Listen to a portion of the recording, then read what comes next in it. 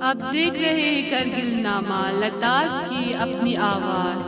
اس میں ہر کسی چیز میں دیکھو کر سکل میں ہمارے سرپنچ صاحب یہ نمبردار صاحب نے بہت سپورٹ کیا 10 سال۔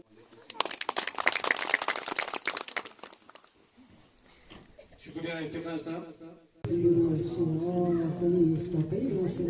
والعصر ان الانسان لفی خسر الا الذین آمنوا وعملوا الصالحات وتواصوا بالحق وتواصوا بالصبر۔ حجت الاسلام والمسلمین آقا شیخ محمد علی ربانی صاحب، ہمارے نائب تحصیلدار عبدل صاحب، اسماعیل صاحب، اسی طرح ہمارے کنسرن جئی صاحب، ایجب علی افتخار صاحب، اور ہمارے دوسرے جئی ابراہیم صاحب، آپ لوگوں کا بہت بہت شکریہ کہ آپ لوگ اپنے قیمتی وقت میں سے وقت نکال کے ہمارے اس چھوٹے سے دعوت کو قبول کر کے تشریف لائے۔ اس کا ہم آستہ دل سے آپ لوگوں کا شکریہ گزار کرتے ہیں، اور ساتھ ہی ساتھ اول خداوند کریم، دوم ائمہ معصومین کی دعاؤں کی برکت سے اور آپ لوگوں کی سخت کوشش اور ہمت کے باوجود سے ہمارا یہ لنک روڈ جو کہ یہاں پہ 18 سال سے نامکمل رہا تھا، آپ لوگوں کی بھرپور کوشش کی وجہ سے یہ روڈ چند ہی دنوں میں لنک ہو کر ہمارے محلے غورو تک پہنچایا گیا۔ اس میں ہمارے افتخار صاحب، ہمارے سلیولی ڈویژن کے ایگزین صاحب، سب کا بہت اچھا اس میں یوگدان رہا، اور ساتھ ہی ساتھ ہمارے نائب تحصیلدار اصغر صاحب کا اور باقی عملہ لوگوں کا، پٹواری صاحب کا اس میں یوگدان رہا کہ یہ روڈ لنک کرانے میں ہمارا ساتھ دے کر ہمارے اس روڈ کو اختتام تک پہنچایا۔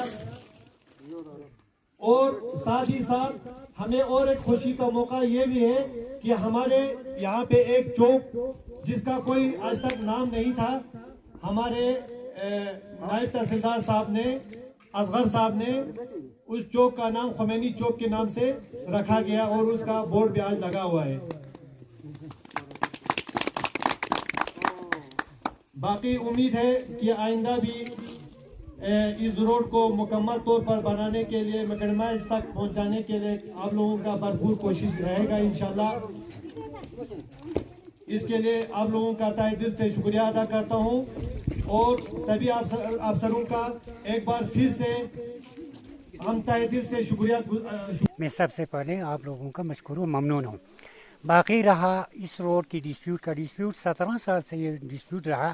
اس کا وجہ جو ہے میں کہتا ہوں ہمارے ہی لوگوں کی، اس میں زیادہ تر ہمارے لوگوں کا ہی اس میں قصور ہے، کیونکہ بات یہ ہوتا ہے کہ ہم روڈ تو چاہتے ہیں لیکن ہم زمین دینے کے لیے تیار نہیں ہوتے ہیں۔